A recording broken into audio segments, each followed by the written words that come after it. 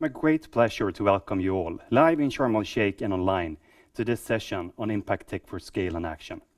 My name is Christopher Laurel, and together with my co-moderator, Regina Sommer, live from the Swedish Pavilion at COP27, we will guide you through what Impact Tech is all about and why Sweden has become the global epicenter for these kinds of companies. For those of you who are new to the concept of Impact Tech, you have probably heard about unicorns, companies with an evaluation of over $1 billion American dollars. Impact Tech is similar, but instead of having a $1 billion valuation, it's all about having a positive impact on more than 1 billion people on the globe.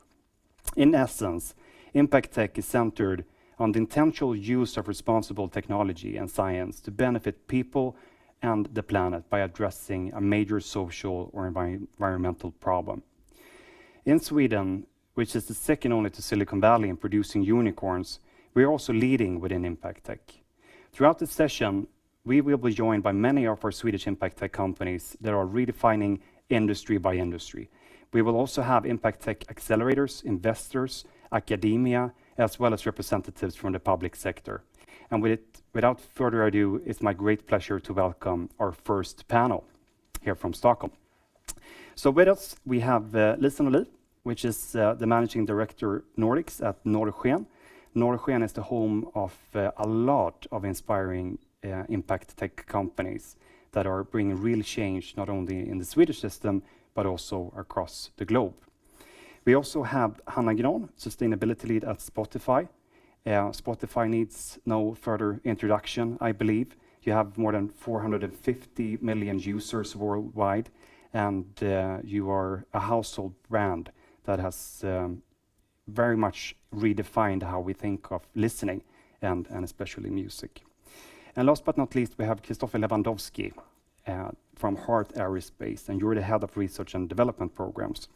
Heart is very much in the business of changing the way in which we think of aviation by electrifying aviation and dealing with a lot of the aviation industry's sustainability challenges. So Lisa, Kristoffer, Hanna, a pleasure to have you. Welcome. We are reaching the final hours of COP, and soon there will be a declaration coming out of Sharm el-Sheikh. From your perspective, what would you see as the best possible outcome, if we start with you, Lisa? So I'm a skeptic here. I don't really know what to expect, because I think we had hopes that are high. We all know we don't have time. I think we need to sort of have a massive engagement, and I think more than anything, I wonder if we will have that. So it's rather, I think I would like to speak about what should be coming out, because I'm not sure what we're hoping for. I don't know if you guys have any different view of it. Go ahead. No, I agree, but I think it's important to remember as well that this is one thing, one event a year, and what I really take with me from the COP is just all the meetings, everything from the young delegates to the innovators, the scientists, everyone coming together really and trying to see the solution perspective. And I think that's what I bring with me, and I think that's more important than the actual kind of agreement, because more things are happening in the company world, I would say. Yeah, I would like to second that on focusing on the solutions, because I think impact tech companies are focused on providing fact-based solutions. So if we can see a transition with policymakers moving from focusing on the problems to focusing on the actual fact-based solutions, I think that's one of the expectations that I have, or hopes. All right, very good. So you all represent organizations that play different roles in the ecosystem when it comes to impact tech. From your perspectives, what does impact tech mean? Not only from a Swedish perspective, but rather from a global perspective, if we start with you, Kristoffer. To give a bit of context, you're still in the beginning of your journey of bringing electric aviation to the world. So has companies like Spotify and all the ones coming after that Norrsken, for example, has been involved in, acted as guiding stars, in your case, would you say? Yeah, and I mean, it has. We have one of our early backers in the room right now. So, and and that's something that we're, of course, very proud of. Being a company working in impact tech, I think we have a responsibility to show what we are actually doing and what sort of impact we can have. And I think that's what we need to do. Again, working fact-based and building on the sort of culture that we have here in Sweden. I think that has benefited us a lot.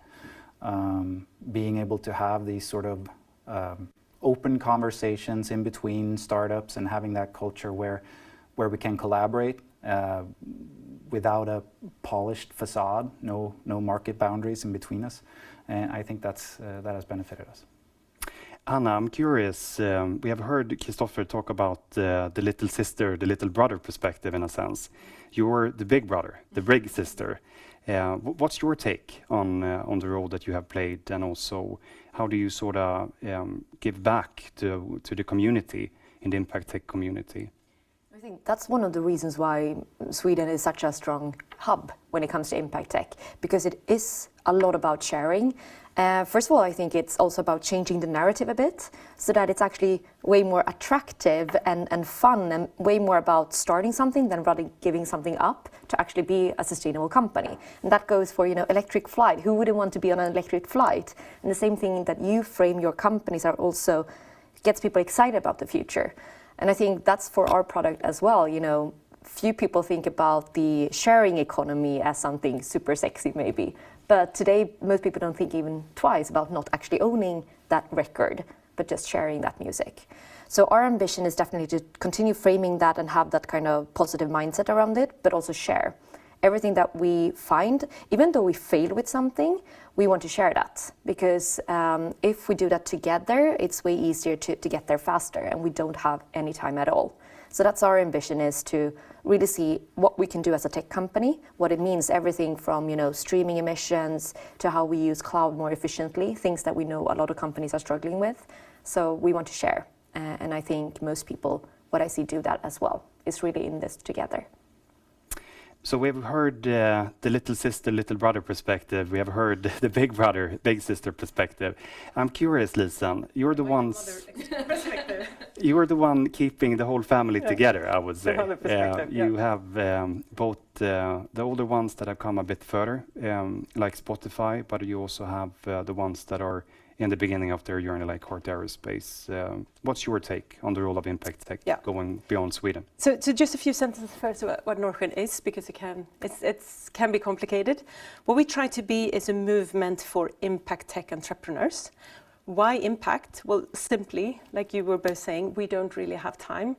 I really truly think that it's going to be impact entrepreneurs driving the future changes that we need, because we do see that politics is going too slow. An impact then, that is to intrinsically have a positive change on the world through your business model. And as your company grows, so should the impact that you have on the world.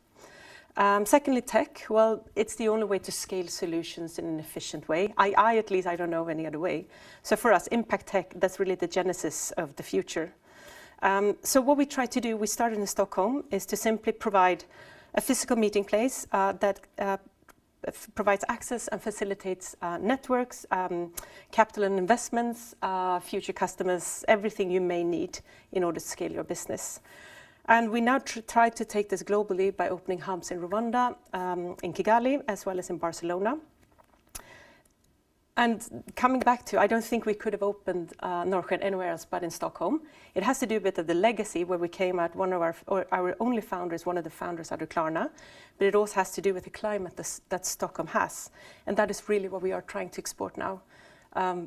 Because impact tech and impact entrepreneurship, large or small, I really truly feel that is the way to go. And if we can embody anything in those physical hubs, it is really to be positive about the future. And I have to add, I think you create an amazing community and spirit when you're in those hubs as well. So yeah, you very much succeeded with that. And that's amazing, thank you. Because if we can aspire more to do the same, because it's really quite simple. If these entrepreneurs succeed, like you guys have succeeded, we all win. It is quite that simple. You have come already a far way when it comes to getting this model of ours on export in Kigali and in Barcelona. But I'm curious when it comes to Spotify and Heart, how can you, from your perspectives, see that the world might be able to steal with pride, as it's so called? Where are the low-hanging fruits, if we start with you, Hanna? One thing that we really focus on is also how we scale this. Because we are a rather small team that focus on climate at Spotify, and that's the way I prefer to have it as well. So instead, what we really focused on is integrating this into every single piece of Spotify and the way we work, everything from ads to especially the engineering side of it, of course. And I think that is one of the things that hopefully I think we need more of as well, that it just doesn't sit with people that have a sustainability background or so, but that we quickly can educate a lot of people. And there I think a lot of the good things are happening with educations and so on, but I think companies need to take a better responsibility there as well. When they onboard people, not only you get trained for your task, but maybe we throw in some of the, what is greenhouse gas emissions, some of the basics as well, so that people feel that they have the mandate, but also the skills that they can do, to actually be able to do more sustainability things in their daily work. So I think that's one of the things at least we focus on a lot, and I think if we can scale that, we will get there so much faster.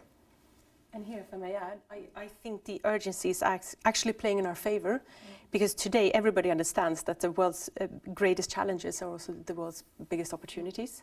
It wasn't really like that 5 years ago. It was passed to the side. Everybody, it's sort of affected one way or another by this urgency. And that's why I really think that if you can play a role model, the stealing with pride will probably accelerate even more.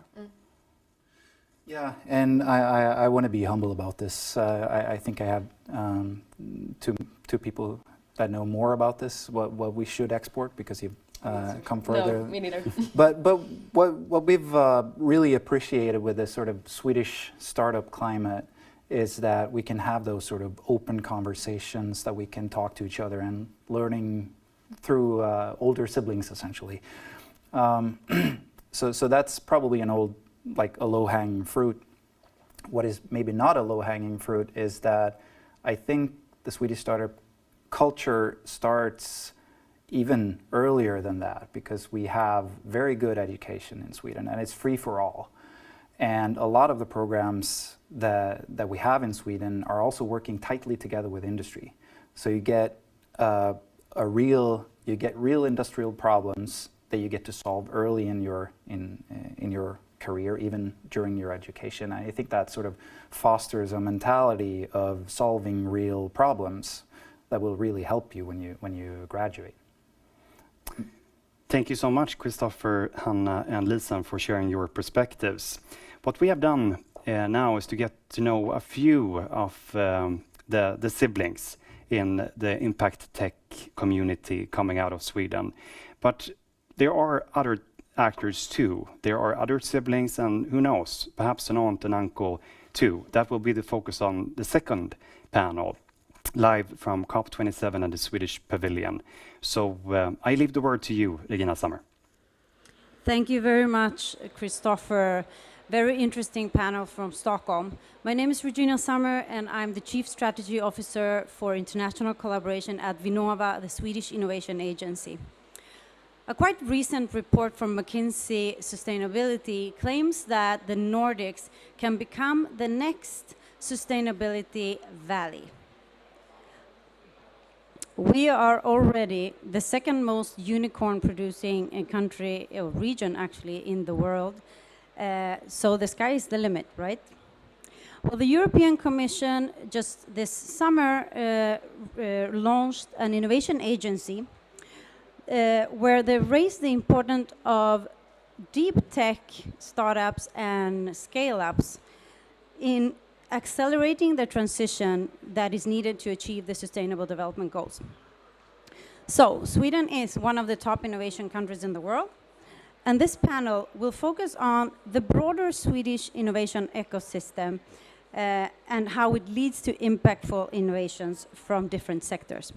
So, with me here in the pavilion, I have Jenny Elfsberg from Vinnova. Please welcome to the stage. I also have Martin Edlund from Minesto. And last but not least, Jenny Janfeldt from Einride.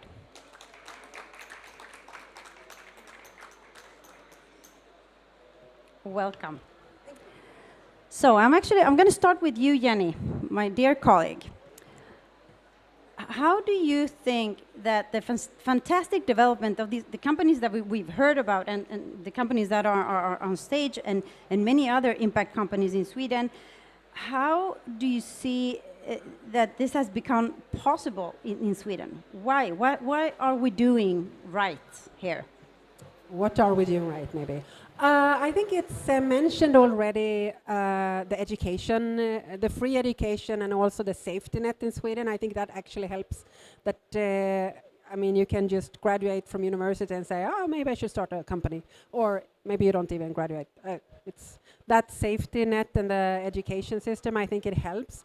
Also, Sweden is a country of engineers or problem solvers. So I think there is something in the DNA of the weird ancient people that took all the way up from Africa up to northern to, you know, want to fix problems and don't rely on anyone else.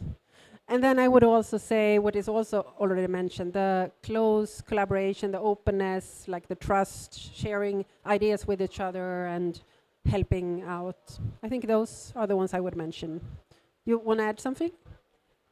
Maybe I could just add the fact that, I mean, I think it's here at, I mean, being at COP27, I think it's important to mention also the fact that we invest 3.4% of our GDP in research and innovation in Sweden, and 2/3 of this come from our industry, 1/3 from our government. So just that is just a very important collaboration that creates all the possibilities that Vinnova enables, I would say, and that also is part of one of the reasons we have this fantastic ecosystem. I'm not going to give actually the microphone to Einride to give us just a short intro, a pitch of who you are and what you do. What is and in Einride? what sector, of Right. course. So Einride is a tech freight company. We provide shipping solutions based on electric, autonomous, and digital technology. That's the elevator pitch.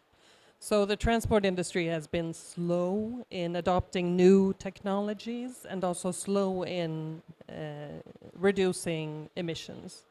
And we think it's time for a new type of logistic system, a smart, green transport ecosystem. Good. So, Minesto, please. Yes, we will provide you with the sustainable electricity you need to fuel your vehicles. So we are in sustainable renewable energy.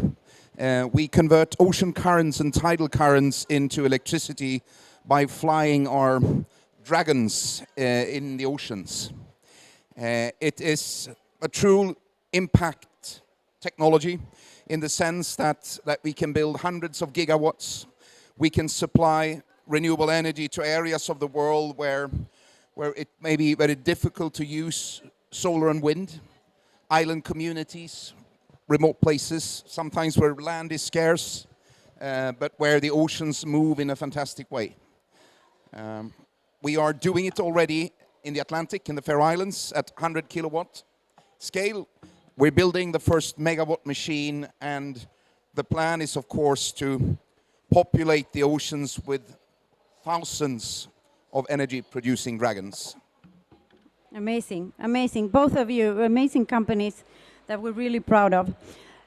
Well, we heard the first panel, Heart Aerospace, Northwind, and Spotify, talk about some of the important issues that are important for Swedish impact tech companies to lead the way and develop further. And some of the things that they were mentioning is, of course, the collaboration between the public and the private sector in developing, the sharing, the locomotive model that you were mentioning as the big sister, big brother model. What would you say, do you agree? Or do you have anything to add on that? What is important for you to develop in Sweden and globally? Can I go? Yes, yes, of course we agree. And Sweden has a long history of within the transport industry, which is where I come from, with automotives leading the way in many parts of the sector. And as a disruptor to this industry, we're looking at the three tech shifts: electrification, automation, and digitalization. And when we look at Sweden, I mean, Sweden is the best place for innovation. Mentioning three, the students coming out, I mean, the talent coming out of the universities. And secondly, the universities and their approach to innovation and technology. And then thirdly, agencies like yourself being supportive to new ideas and new innovation in tech. Super interesting. I can actually add one thing here, that Sweden has 36 public universities and university colleges. And if you count in the private ones too, there are 60 university colleges in Sweden. Talk about talent. So over to you, sorry. Yeah, I think for us, one thing that is extremely important being in the Swedish context is that we can access real world-class engineering capabilities. We're in the Gothenburg area. We need a lot of advanced control systems, material science. With the automotive sector, we also have a lot of fluid dynamics capabilities. So by sort of reprofiling industrial capabilities, we believe that we have what we need in order to create a completely new industry by recombining technologies. So that's a key factor for us. Another one is also that we actually have a lot of, if we look back at our development, that we have really strong seed funding environments in Sweden, so we can accelerate the early stages of development a little bit quicker.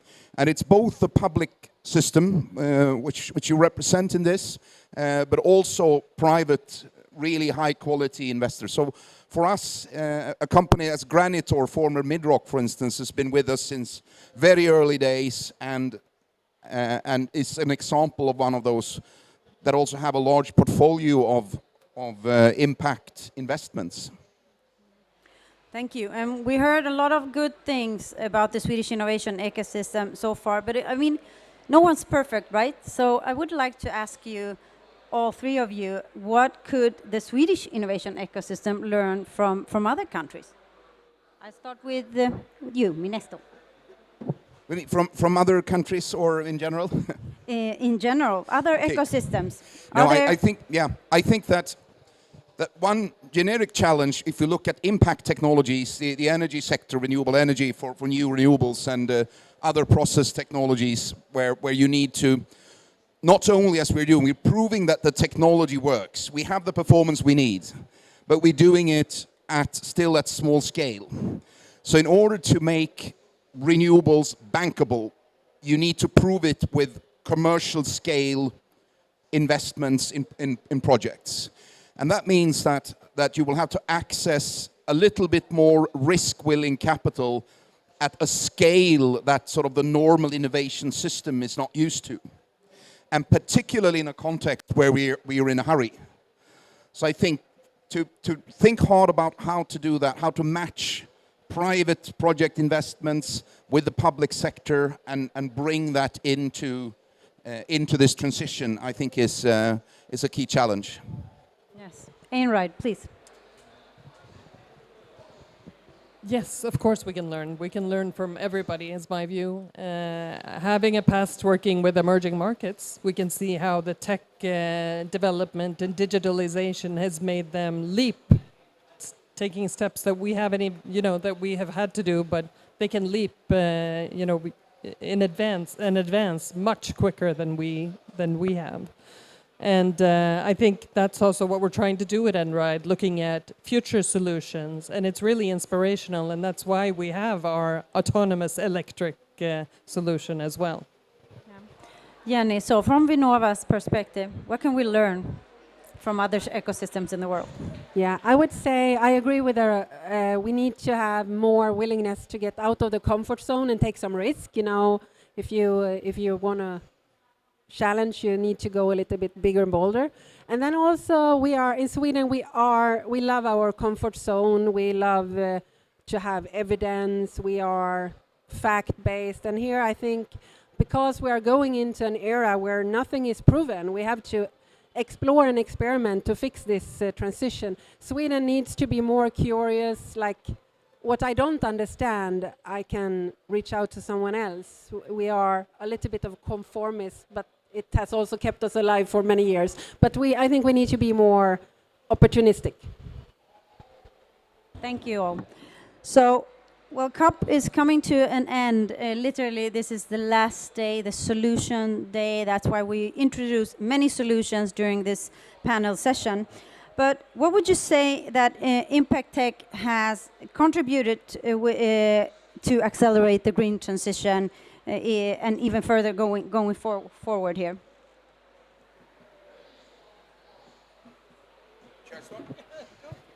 How have you affected the transition so far? For us as a company, I think that what we show with our roadmap plans in the Faroe Islands and in some other parts of the world is that there are solutions today that are enough to take us to 100% renewable energy systems. By combining the solutions we have today, including our dragons, in many parts of the world, this is just a matter of action and transition. And I think that's our, so far, biggest contribution. Yes. And how has Einride contributed so far? Well, I'm going to second that and say, well, you know, we have goals and we're measuring, and yes, we need standardization.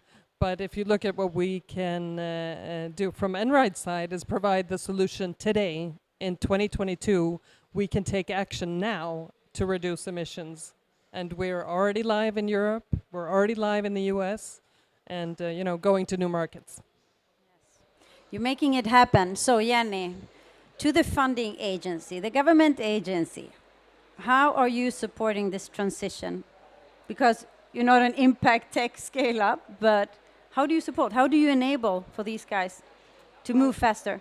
Yeah, well, I think what we have to do, besides the funding of projects and all that, is to actually, I don't know, shake up the scene and make sure everyone understands this needs to be transsectorial, it needs to be public, private sector, it needs to be a collaboration where we actually make it, you know, the technology and the community come together, we deploy it, we show, we pioneer the possible and inspire the rest of the world to do the transformation as well. That's what I think we should do. Lovely words ending this session. So thank you very much for joining us here in the pavilion. And I give it up to you again, Christopher.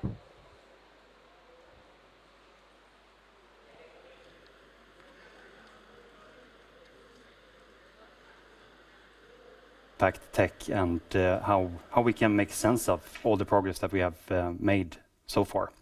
We have a third panel, and joining us is no one else than Christian Rönn.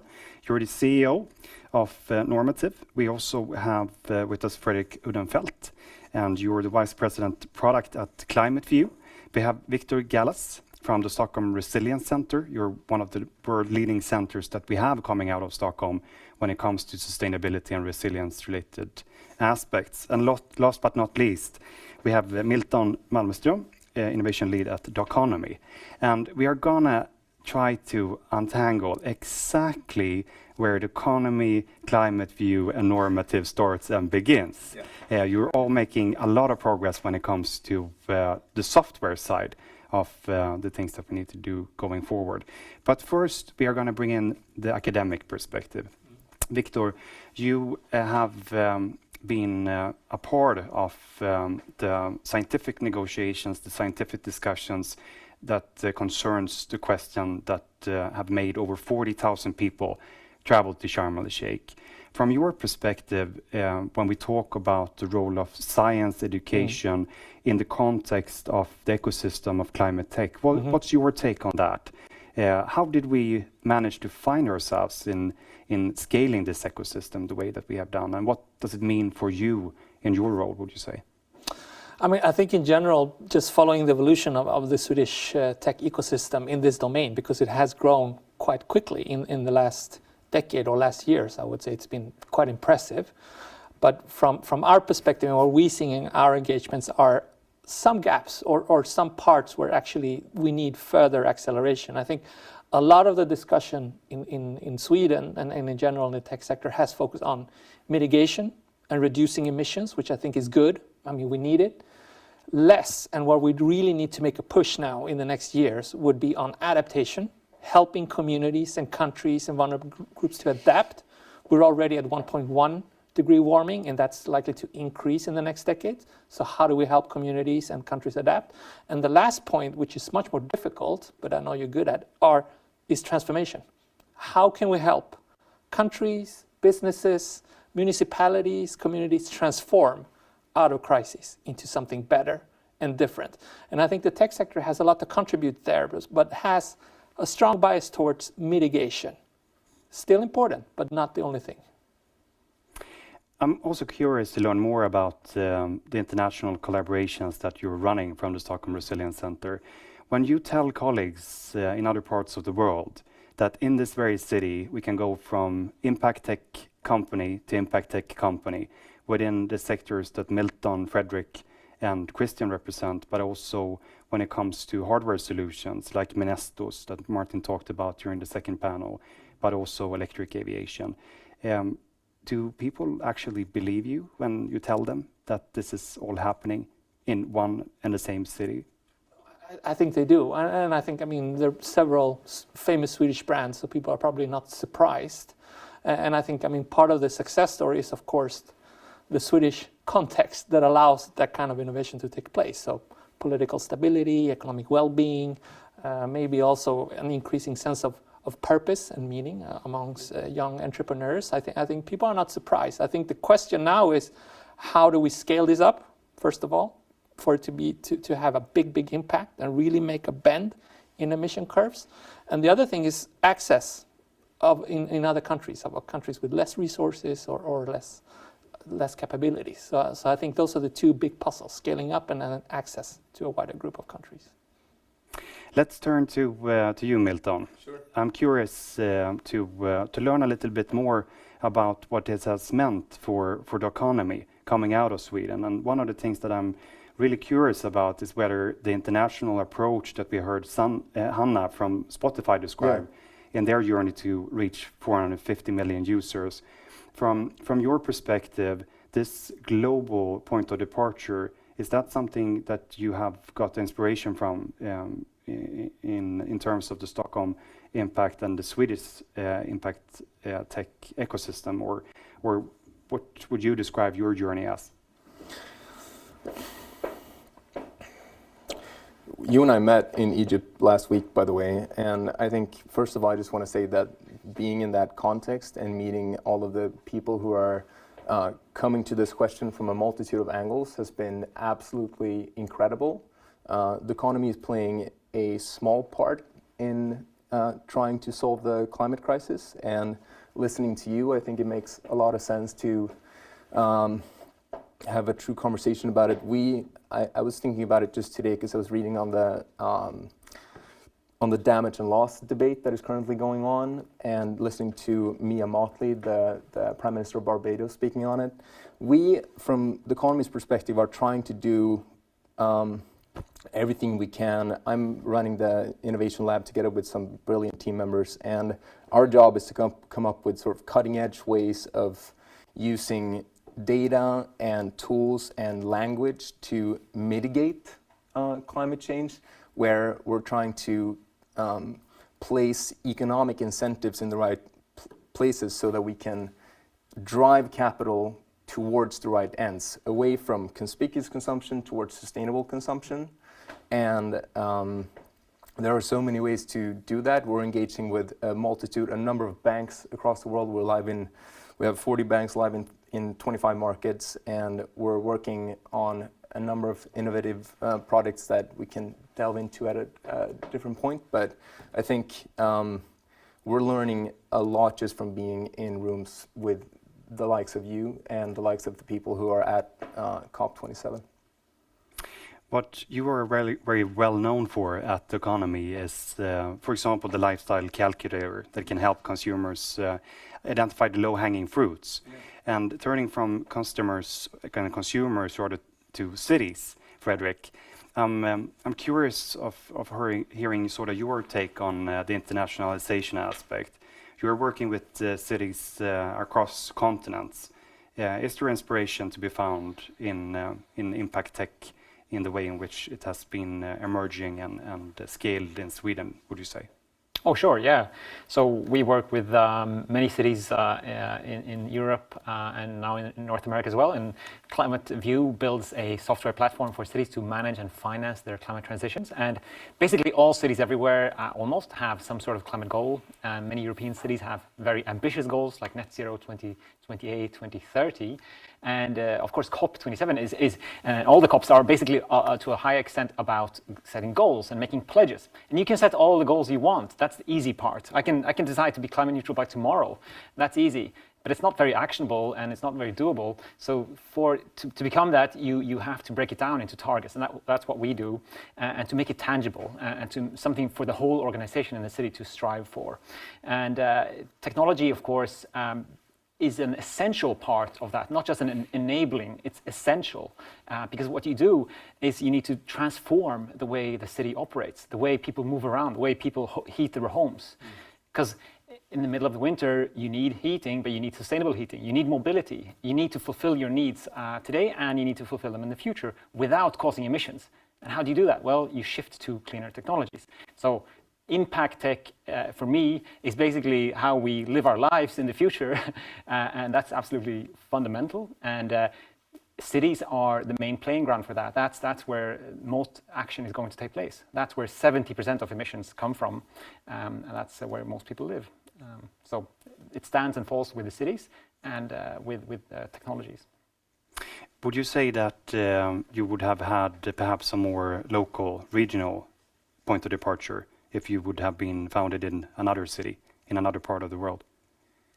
Well, coming from Sweden means that you fundamentally have a small market, so you have to get out of Sweden as quickly as you can to survive. So you need an international mindset. And I know this goes for basically all Swedish companies. So that, of course, helps. If we would have been a German company, I think we would have been pretty happy staying in Germany for a long time and then maybe considering to go abroad. So I think that's a big thing. I'm sure that goes for colleagues here as well. Sure. Being Swedish, you need to go abroad as soon as you can. Let's turn to you, Christian. We have heard how software can help customers and consumers, how it can help institutional actors like cities. You're working with helping a lot of companies doing their part too. I'm going to ask you the same question because you are working with companies across the globe. Yeah. The international outlook and really sort of wanting to change a global system. Is there inspiration to be found in the impact tech phenomenon that we are seeing in Sweden?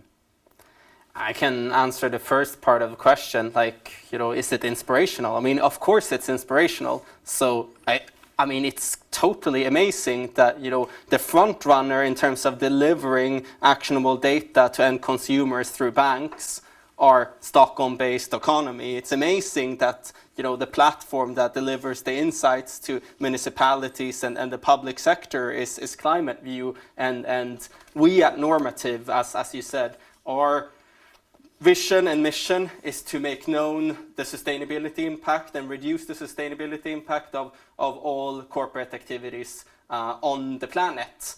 And for doing so, I think Sweden has been an amazing kind of springboard. Of course, you need to go to other places eventually, but I think the overall awareness here is really high. And for everyone listening that doesn't know what we do at Normative, so we essentially help companies account for their full carbon footprint and give them the actionable insights that they need in order to reduce their carbon footprint. And we're especially focused on global value chains. I mean, the decarbonization of the world economy is the decarbonization of these global value chains. And in order for that to happen, you need the awareness, you need to calculate and account for the carbon emissions, but you need to move the right money into the right technologies, which is what the previous panel and previous panels at all of COP has been all about. So I think it's kind of amazing, the ecosystem that we see emerging out of Sweden, and with global ambitions, of course. All right, good. We have one of the experts that can provide us with a forecast of where the negotiations will end with us here in this panel. And I'm looking at you, Victor. So I'm curious, how will it end based on all your expertise and experience? I think it's way too early to say. I mean, there's some things that we should be happy about and some things that we should be worried about. So let's begin with those things that we should be happy about. We should be happy about the fact that multilateralism, meaning that global collaboration on climate change, is still alive. Right? We've been through a pandemic. The war in Ukraine has put major stresses on the world's countries. And still we're able as a global community to come together and try to create rules where we coordinate and act on climate change. I think that's positive. The negative side of this is that it's not enough. We know already. The commitments that countries have traveled to Egypt with are not enough. They don't take us below 1.5 degrees. So I think we need to balance those two things, both the positive and the negatives of that. And then there are a couple of key things that I'm keeping my eyes on for the final round, if you want to hear those. Please. I think so. One of them is, of course, the 1.5 degree target. Is it going to be alive after negotiations? Is it going to be in the documents? What's the wording around that? That's first. The second one, and the important message of keeping fossil fuels in the ground. I think how is that going to be reflected in the document? Phasing out fossil fuel subsidies, for example, or phasing down, for example. That's sort of the nuance that I think is important. The third point, the discussion on climate finance and loss and damage that you mentioned in the beginning. Like, are we going to see something tangible here where countries actually deliver resources to vulnerable countries or not? And then the last point, the role of nature-based solutions, the role of the living planet for us to be able to stay away from a dangerous climate future. To me, those are 4 key aspects, and 4 aspects that can guide the tech sector in Sweden as well. All right, thank you. I'm going to ask a similar kind of question to you, Milton. And it's not related to how they likely will end up, but how they should end up, especially from the perspective of impact tech companies that have a tendency of not being the most patient persons around. So what would you really want to see coming out of the negotiations, Milton? I mean, the frank and honest answer is that after COP26, the Glasgow Alliance of Net Zero, of which Mark Carney is co-chair, launched a fund that would funnel private capital of $130 trillion into a net zero economy. Just a week before COP27, the clause that said that you weren't supposed to be investing in fossil fuels got dropped. And so that was transparently, it was because the prices were favorable because of the Russian invasion in Ukraine.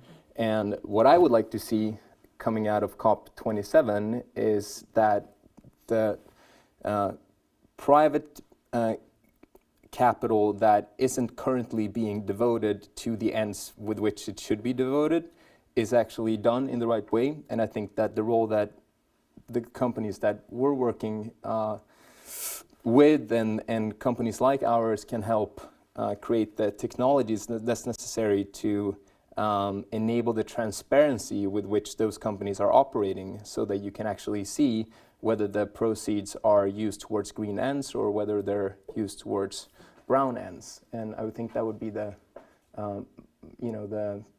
key outcome I'd like to see out of COP27. Fredrik, are you seeing the same thing on your wish list, or is there other things that you would like to add? No, I agree, just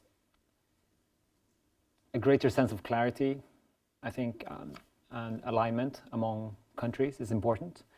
And we work on the city level primarily, and you have these national goals and contributions, but for those to trickle down to the city, that takes time. The city goal doesn't automatically get updated just because the national goal gets updated, and that's the way most countries work anyway, and they have their own elected leaders. So you have an alignment issue across many different levels, and the clearer you can get at the top level, the easier it is for the lower levels to follow. So that's a key thing that comes out of these meetings is clarity. And lack of clarity can be very, very bad in that sense. So that's what I would hope for. Christian, from your perspective. Yeah, so same question basically. Yeah. So one thing that we did before COP is that we all are probably aware of the UN emissions gap report and the fact that we're heading towards 2.8 degrees or so. And that's looking at the commitments of countries. And I think you mentioned, that has to trickle down, right, to cities. And inside of cities, you have companies, right? So it needs to trickle down to companies as well. So we started to look at the net zero commitments or reduction targets of 1,000 companies. Turns out that those 1,000 companies, their global emissions in their operations and value chain equate to 77% of global emissions in total. So that means that is pretty good news. That commitment gap, at least from an enterprise perspective, is being filled. But the most important thing is then what are we doing to hold those businesses with net zero targets accountable so they actually go there?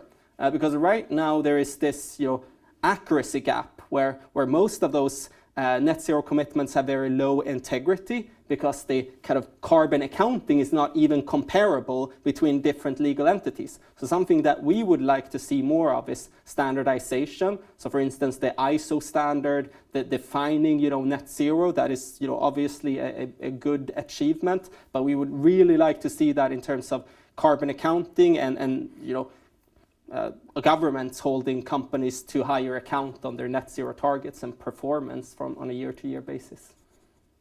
All right, good.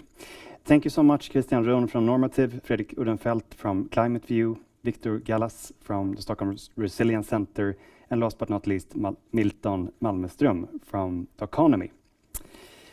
With that said, we have during this session been joined by many of our Swedish impact tech companies that are truly redefining industry by industry, as well as having impact tech accelerators, investors, academia, and representatives from the public sector too. From where I'm standing, the message is very clear. The name of the game for impact tech companies that are originating from Sweden, as well as all the other actors that are part of the impact tech ecosystem, is to use technology for good, to solve many of the major social and environmental problems that the world is facing.